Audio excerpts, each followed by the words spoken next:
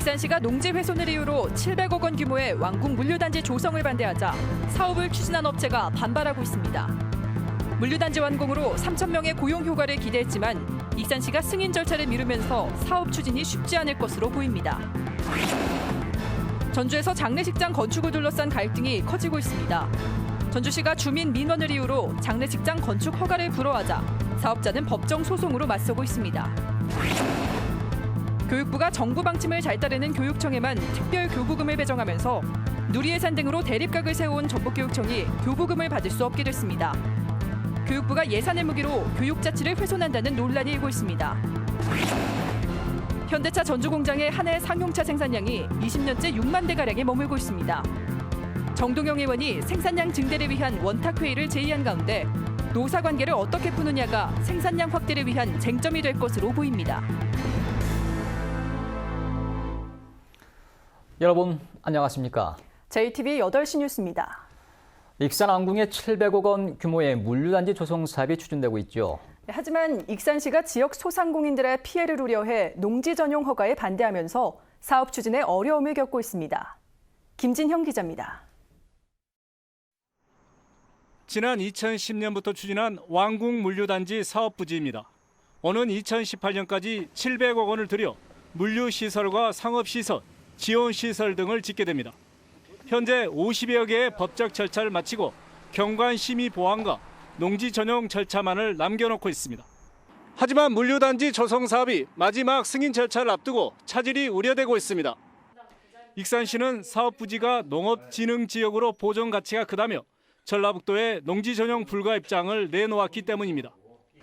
익산시는 소상공인의 피해가 우려되는 물류단지의 상업시설 부지를 포기하거나 상생 방안을 내놓아야 농지 전용을 허가하겠다는 입장입니다.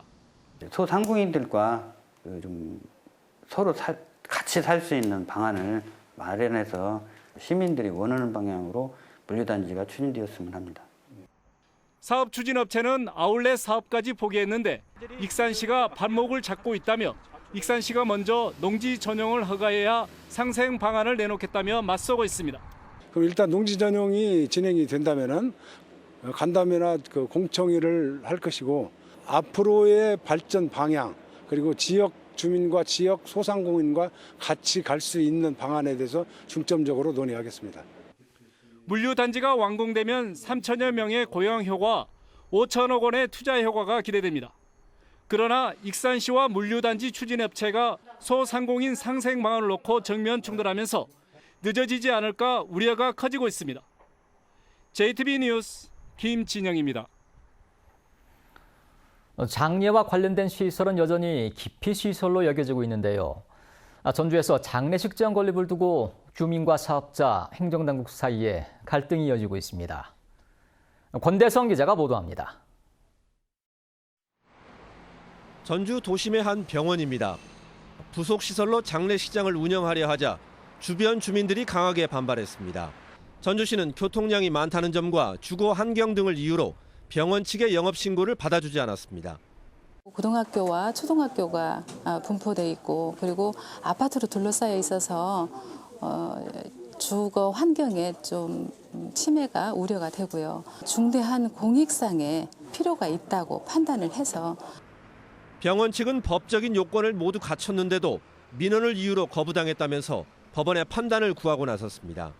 사회적인 어떤 이견이나 다른 생각이 있다고 생각은 하지만 장례식장은 혐오시설이 아니라 정말 가장 살아가는 내 가족을 보내는 가장 경건한 그런 장소라고 저는 생각을 합니다. 장례식장을 둘러싼 마찰은 이곳만이 아닙니다. 전주시는 공원묘지 인근에 일반 장례식장 건축 허가를 불허했습니다. 산지 전용 부적합과 공익 침해 등이 사유였습니다.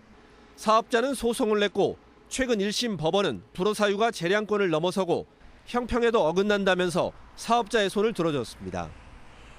이전에도 전주에서는 전주시의 불허 결정에 대법원 소송 끝에 이겨 장례식장을 연 곳이 있는가 하면 주민 반발에 못 이겨 사업자 스스로 포기한 경우도 있습니다. 주민 반발에 행정당국과 사업자 간의 소송, 장례식장을 둘러싼 사회적 갈등이 줄지 않고 있습니다. JTBC 뉴스 권대성입니다.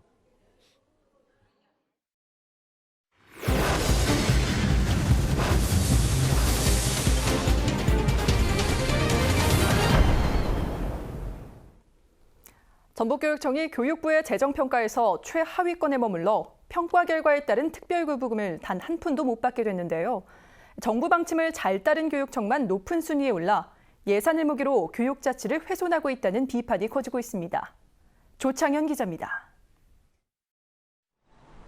교육부가 시도교육청의 재정운용 평가 결과를 발표했습니다. 광역시에서는 울산이, 도 단위에서는 경남교육청이 1위에 올랐습니다. 11개 교육청이 우수교육청으로 선정됐는데 전북은 없었습니다. 전북은 지난해에 이어 올해도 우수교육청에 선정되지 못했습니다. 누리예산 편성과 소규모 학교 통폐합 등 정책 유도성 지표의 배점이 높기 때문입니다. 결국 교육부 입맛대로 재정을 운용한 교육청이 높은 점수를 받을 수밖에 없는 구조입니다. 재정운영 평가 항목 자체가 교육부 시책에 부응하는 시도교육청에 유리하도록 되어 있습니다. 그러다 보니 저희 교육청을 비롯해서 몇 개의 시도교육청은 낮은 점수를 받을 수밖에 없는 구조입니다. 문제는 교육부가 이 평가 결과에 따라 특별 교부금을 차등 지급한다는 것입니다. 500억 가량을 연말에 나눠 지급하는데 우수교육청에 선정되지 않은 곳은 한 푼도 주지 않습니다. 전북은 물론 정부 정책에 대립각을 세워온 강원, 경기, 광주 교육청도 교부금을 받지 못합니다. 교육부가 예산을 무기로 교육 자치를 훼손하고 있다는 비판이 나오는 대목입니다. 정권의 입맛에 맞춰서 그 금액을 교부하고 그게 말을 듣지 않으면 교부하지 않겠다는 건데 이거는 그야말로 교육 돈으로 교육 자치를 말살하려고 하는 거라. 특별 교부금은 교육감이 재량으로 교육환경 개선 등에 사용할 수 있습니다. 이번에 우수교육청으로 선정된 곳들은 수십억 원의 특별 교부금을 받습니다. 교육감의 소신도 중요하지만 도내 학생들이 다른 지역 학생들과 비교해 평등하게 교육받아야 할 권리가 침해받고 있다는 비판도 있는 만큼 이에 대한 진지한 고민이 필요해 보입니다.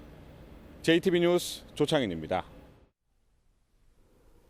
정부가 전북대병원의 권역응급의료센터 지정 취소를 검토하는 것과 관련해 전라북도가 반대한다는 의견을 나타냈습니다. 전라북도는 지난해 전북대병원을 찾은 응급 환자 3만 1천여 명 가운데 30%인 9,500여 명이 다른 병원에서 이송된 환자였다며 권역응급의료센터 지정이 취소되면 환자들이 다른 시도 권역응급센터를 찾을 수밖에 없게 된다고 밝혔습니다. 또 권역응급센터는 재난거점병원으로서의 의무도 있기 때문에 지정이 취소되면 재난의료 지원을 수행할 수 없게 된다고 덧붙였습니다.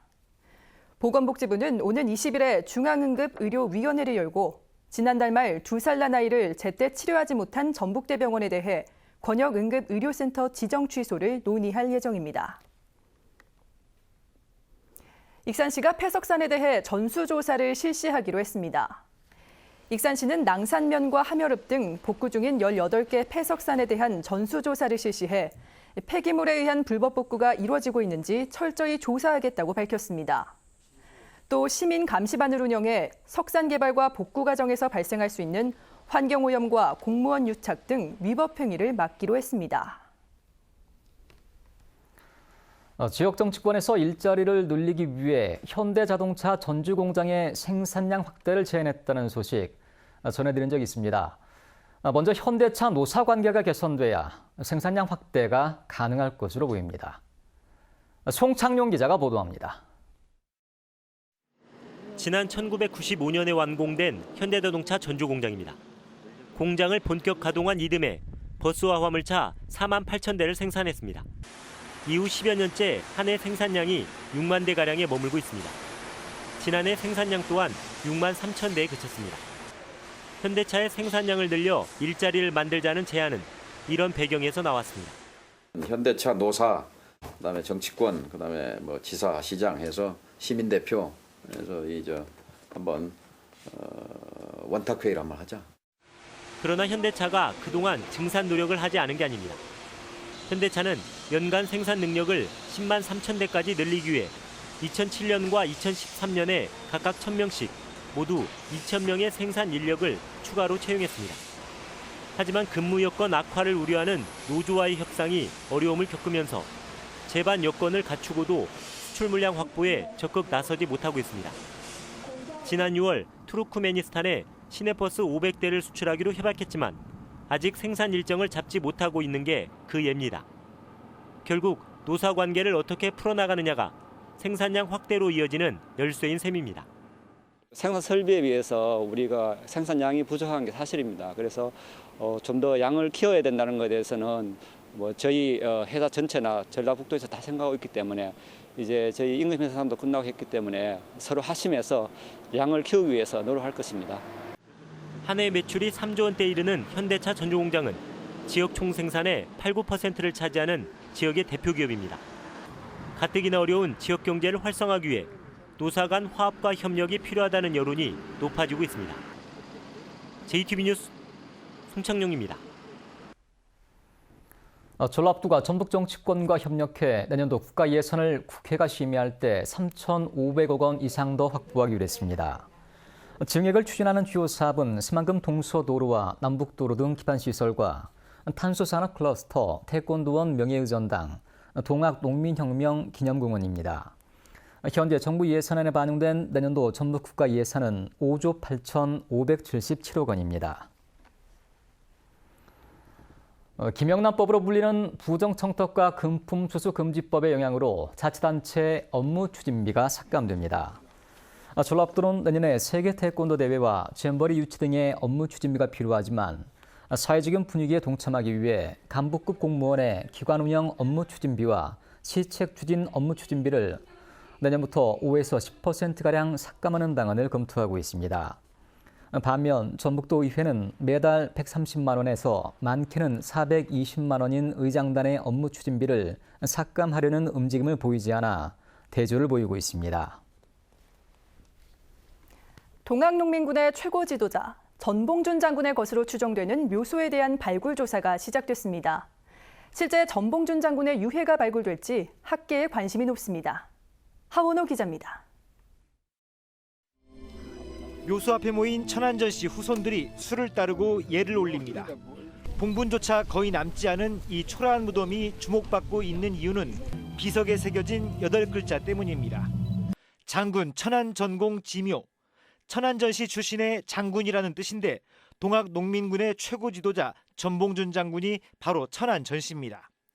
아무런 관직도 없이 장군이라고만 적은 것이 특이하고 후손이나 묘비를 만든 사람의 이름도 없습니다.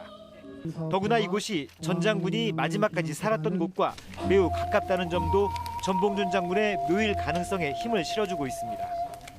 전봉준 장군이 살았던 정읍 산회 지금실이 바로 이 너머에 있습니다. 아주 지근거리에 있는 것이죠.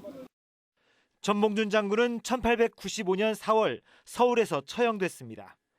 이후 조장태라는 인물이 전 장군의 머리를 수습해 동곡마을 뒤쪽에 묻었다는 구전 기록도 남아 있습니다. 묘소에서 전봉준 장군임을 알 수 있는 부장품이 나올 경우 묘소는 전봉준 장군의 것으로 인정받을 수 있습니다. 하지만 유해만 발굴될 경우 전 장군의 후손으로 알려진 인물들과 DNA 대조 작업이 필요합니다. 이제 유골이 나오는 경우에는 그 전봉준 장군의 후손이라고 하는 분들이 여러분들 계시는데 그분들과 같이 그 유전자 검식을 통해서 좀 확인해 보는 절차로 진행을 할 그럴 계획입니다. 발굴은 비공개로 진행되는데 재단 측은 다음 달 초쯤 발굴 결과를 발표할 계획입니다. 121년 전 형장에 이슬로 사라진 농민군 최고 지도자의 유해가 과연 모습을 드러낼지 학계의 관심이 높아지고 있습니다. JTB 뉴스 하원호입니다. 전주시가 한옥마을의 신증축대 내진 설계 반영을 권고하기로 했습니다. 전주시는 한옥마을에 새로 짓는 한옥에 대해 내진 설계를 적극 권고하고 기존 한옥에 대해서도 취득세 감면 등을 안내해 내진 보강을 유도하기로 했습니다. 한옥은 경주 지진 때 670채가량이 피해를 입을 정도로 지진에 취약하다는 지적을 받고 있습니다. 지난달 경주에서 발생한 지진을 계기로 지진에 대비하기 위한 훈련이 내일 오후 2시부터 20분 동안 실시됩니다. 훈련 시간 동안 어린이집과 유치원, 학교, 공공기관 등은 지진 발생 시 행동 요령에 따라 책상과 탁자 밑으로 몸을 피하는 등 실제 대피 훈련을 해야 합니다. 차량은 오후 2시 1분에 지진 경보가 발령되면 5분간 운행이 통제됩니다. 농촌진흥청이 김영란법 시행 이후 어려움을 겪고 있는 화훼 농가들을 돕기 위해 매주 각 사무실에 새로운 꽃을 두는 꽃소비 촉진 캠페인을 시작했습니다. 이 캠페인에는 농촌진흥청과 4개 소속기관의 직원 430여 명이 참여해 매달 850만 원 상당의 꽃을 구입하기로 했습니다. 전라북도가 환경부에 내년 4월에 우리나라에서 열릴 예정인 제19차 한중일 환경장관회의 유치를 신청했습니다.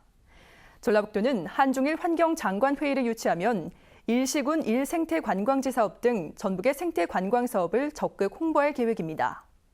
한중일 환경장관회의는 우리나라의 제안으로 지난 1999년 시작됐고 해마다 3개의 나라가 교대로 개최합니다. 오늘 오후 3시 10분쯤 남원시 삼해면에 있는 논에서 콤바인이 추락해 61살 장모 씨가 숨졌습니다. 경찰은 장 씨가 벼를 베기 위해 콤바인을 타고 경사로를 내려오다가 콤바인이 넘어지면서 기계에 깔려 숨진 것으로 보고 정확한 사고 경위를 조사하고 있습니다. 김제경찰서는 정신지체가 있는 70대 할머니에게 10여 년간 식당 일을 시키고 임금을 주지 않은 혐의로 식당업주 64살 조모 씨를 붙잡아 조사하고 있습니다. 조 씨는 지난 2003년부터 13년간 정신지체 3급인 70살 전모 할머니에게 식당 일을 시키면서 4,600만 원 상당의 임금을 주지 않은 혐의를 받고 있습니다. 전북은 내일 대체로 맑고 아침에 안개가 짙게 끼는 곳이 많겠습니다. 내일 아침 최저 기온은 10도에서 13도로 오늘과 비슷하겠고 낮 최고 기온은 23도에서 25도로 오늘보다 조금 높겠습니다. 내일은 천문현상으로 바닷물이 높아지는 만큼 해안 저지대 주민들의 주의가 필요합니다. 전주기상지청은 당분간 맑은 가운데 완연한 가을 날씨가 이어질 것으로 예보했습니다.